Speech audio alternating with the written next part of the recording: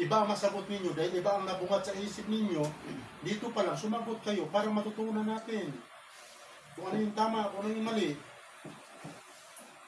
So doon natin igiit na ang 10 hari pala nagaganap sa Pilipinas. Si Marcos ang nagganap Ang huling sa pamamagitan ng referendum. Ang 9 months and 10 days, yan yung tinatawag na Referendum. na makadagdag siya ng mga buwan at mga Araw. para makumpleto ang isang Isang Oras ng Diyos. na mayroong 41 years, 8 months, and 14 days. na tinapos hanggang October October 10, 1974. 1974. yan. Pagpaliwanag, kailangan marunong tayong magliko-liko sa isang istorya para maintindihan sa mga nakikinig. Kaya pasalamatan natin ang mga pangulo kasi kung mabasahin natin sa Banal na Aklat sa Kawikaan 8:15-16, sinong magganap? Mga pangulo. Basa. Kawikaan. Utso. Para hindi tayo maging gulaan. Bila ang propeta.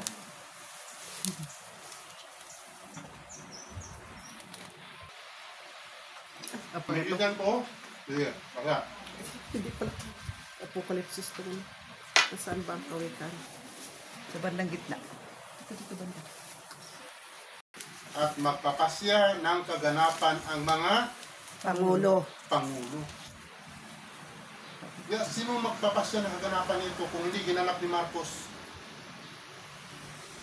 Wala. Sino nagbigyan ng kompetisyon dyan? Si Mahal na Hari lang. Walang lain. Si Mahal na Hari lang. Kaya nga naintindihan natin kung ano ang galaw ng Pilipinas. Na kailangan ni Marcos makadagdag siya. Kaya nga sinasabi doon sa Apokalipsis, ano sinasabi? Siya ang pang-7 naging. Pangwalo. Basahin nga niyo saan mabasa yun. Kung alam ba ninyo yun. Nandiyan lang yung sa Apokalipsis.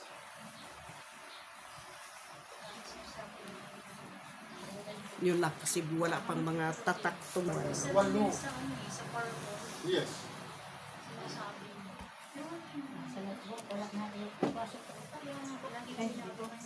Kailangan natin ma-analyze yan. Kasi dagdag ng kaalaman niyan. Napapatunay natin na si Marcos ay ginawang kasangkapan ng Panginoon Diyos. Unang kasangkapan niya, hinati niya ang Pilipinas. Paano niya paghati? By region. Yan. Yan ang hati. 12. Dalawa. Dalawa pala. Tapos hinati ng 12. Ang 12 hinati sa dalawa. 12-6 basahin. Ayun. Hindi yun. Ano pala yun sa... Ba yun? Iba pala yun. Hindi yun. Hindi yun. Hindi. Ano pala yun? Mga pangulo. Hindi. Let Hindi x yun. equal to... Huwag mong babasahin kasi. Ayan, Iba hindi. ko na pangwalo. Oo. Hindi yun. Kaya si Marcos hindi sa pwedeng palitan. Dahil magkamali. Magkamali. Ang nakasulat sa Banal na Nakasulat sa Aklat. Banal na Aklat ay siya ay maghari ng saan mabasa? Iba naman po. Sabi ko. Saan ang banggit ng 20 years? Saan mabasa? Kasi pag binanggit mo, alam mo, Wala. Mababasa ba yun? mayroon. Patunayan natin. Doon sa Kaya nga, explain. panera ko ng Pilipinas, ang Pilipinas bagong Jerusalem. May mabasa ka ba dyan? Yes, kalin ang 10 hari. Diba? Pangulo, plus 4, plus May mabasa ka ba ng Pilipinas bagong Jerusalem? Wala. Ito nang basa ninyo sa Biblia, wala mabasa. Pero Tunayan. Mapapatunayan. mapatunayan na ang Pilipinas bagong Jerusalem. ikaw rin sinabi mo. Oh, mabasa. Mabasa. Saan mabasa yun?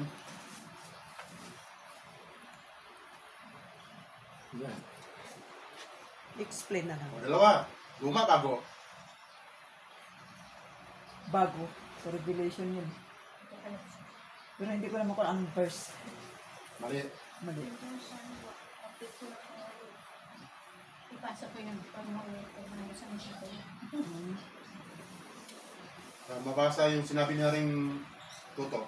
na 20 years. Si Marcos. Nakakalimot na kayo. Lagi ko nag- Wala, hindi pa talaga Nandyan sa naka-review. diagram ninyo yan.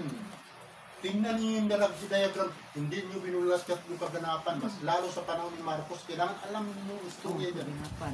Marcos. Dahil pinagbibintangan natin nila na si Marcos Magnanakaw. magnanakaw. Tingnan mo Pura. natin.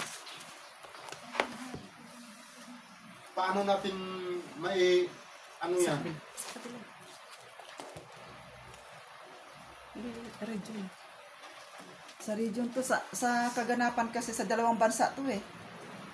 Old and New Testament. Pero nakalagay, Hindi yan. hindi to. Yung mga presidente na Christianity. 10, tapos sa Italian. Tapos Eto? Ito, ay hindi. 20. Sirit na, Yan sirit. lang. No. Kasi doon pa lang sa paliwanag mo na sa lumang tipan, mali na yun. Kung anong iniisip mo, mali yun. Ah. Hindi naka-review. Madali lang yan eh. Kailangan ay paghilit eh. Kung hindi mo alam talaga, huwag mong pilitin. Dugo yung utak mo dyan.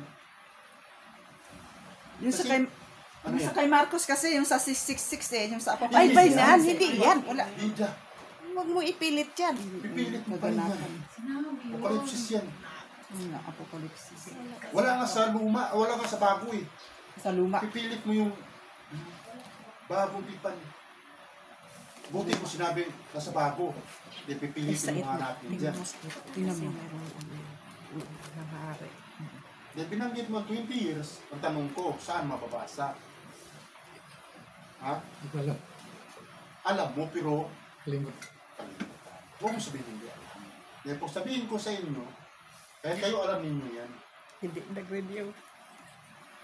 Tama? Tama. Ezekiel, bagong tipan. Ezekiel. Alam ninyo yung karugtong. Ay, 4:16. Oh. Ezekiel. Ang sagot na doon sa tanong niya.